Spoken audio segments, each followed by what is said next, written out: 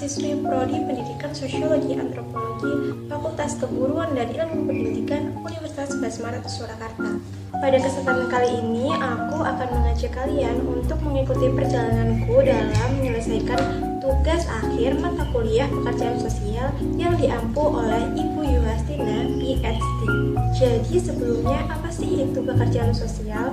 Nah, pekerjaan sosial atau social worker adalah salah satu bentuk profesi yang memberikan pertolongan atau berupa bantuan baik kepada individu, kelompok, maupun lembaga atau biasa disebut dengan people helping people. Nah, di sini tujuan dari pekerjaan sosial adalah agar seseorang dapat berkembang dan hidup menjadi lebih baik. Di dalam pekerjaan sosial sendiri memiliki 4 karakteristik, yaitu yang pertama, aktivitas atau kegiatan yang dilakukan bertujuan untuk membantu individu, kelompok, maupun lembaga yang mengalami keterbatasan akses untuk memenuhi kebutuhannya. Yang kedua yaitu berupaya untuk memahami perilaku individu dan membantunya dalam memanfaatkan fasilitas serta akses yang tersedia. Dan yang ketiga yaitu bertujuan untuk membantu individu agar dapat memenuhi kebutuhannya sendiri. Dan yang terakhir adalah memperbaiki kemajuan sosial dengan melihat sumber daya serta potensi yang tersedia di lingkungan sekitar. Nah, itulah pekerjaan sosial. Bagaimana? Udah paham belum? Untuk yang selanjutnya, jadi bagaimana sih tugas pekerjaan sosial yang telah aku lakukan? Pekerjaan sosial yang aku lakukan kali ini bertemakan ulurkan tanganmu untuk orang di sekitarmu, di mana pada kali ini aku membantu seorang ibu yang berprofesi sebagai pedagang sayur di Pasar Insinyur Soekarno yang terletak di Sukoharjo. Sebelum lanjut ke video, aku ingin mengucapkan terima kasih kepada Ibu Sri Surati yang sudah bersedia menjadi objek pekerjaan sosial serta teman-teman saya yang telah membantu dalam menyelesaikan magang pekerjaan sosial ini. Nah, tidak terasa setelah menempuh perjalanan, akhirnya kita sampai di tempat Ibu Sri Surati berjualan. Ibu Sri Surati merupakan seorang ibu rumah tangga yang berprofesi sebagai pedagang sayur. Memiliki 2 anak yang masih menempuh pendidikan di sekolah dasar dan suami beliau yang berprofesi sebagai petani. Beliau mulai bekerja menjadi pedagang sayur di tahun 2000, di mana pada awalnya beliau tidak memiliki tempat untuk berjualan dan hanya berpindah dari tempat satu ke tempat lain atau dari pasar satu ke pasar lain untuk menjual sayurannya. Sampai pada akhirnya setelah Pasar Insinyur Soekarno diresmikan, beliau akhirnya memutuskan untuk berjualan di pasar ini. Menurut dari hasil wawancara, sebenarnya beliau adalah seorang sarjana S1 Pendidikan Biologi pada tahun 1994. Namun karena suatu hal akhirnya beliau memilihkan untuk beralih profesi dari guru menjadi pedagang sayur. Beliau berjualan setiap hari dari pukul 4 pagi sampai 4 sore.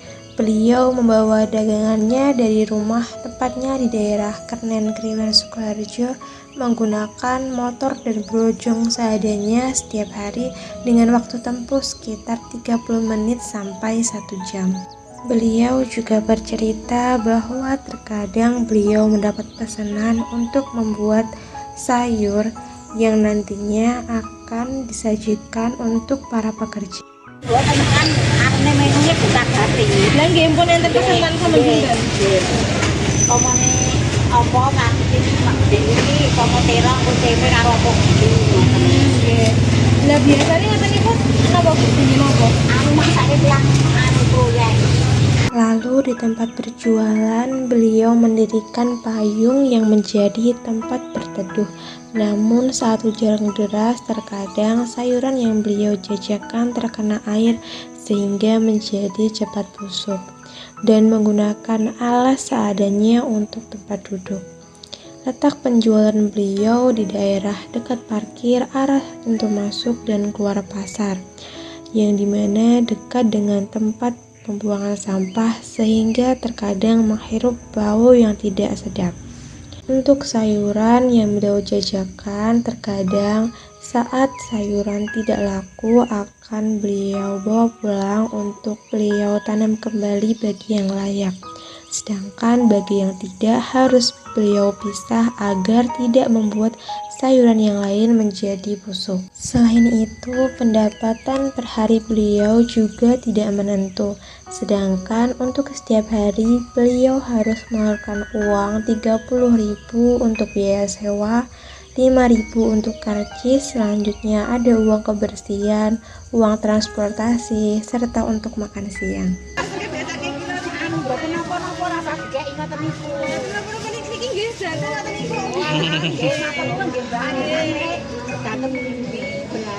Amin.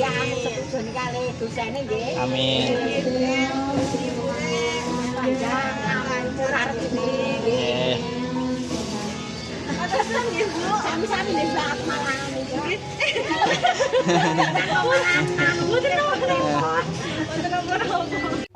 Kesan saya dalam menjalani tugas magang pekerjaan sosial ini adalah saya belajar mengenai bagaimana cara memahami seorang individu mulai dari perilakunya, serta bagaimana pola pikir, dan merasakan bagaimana posisi orang yang kita bantu.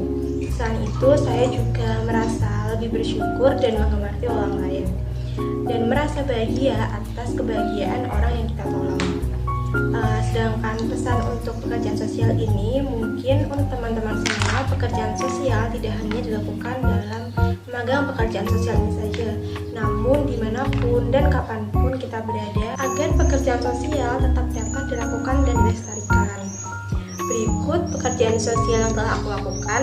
Terima kasih dan sampai jumpa.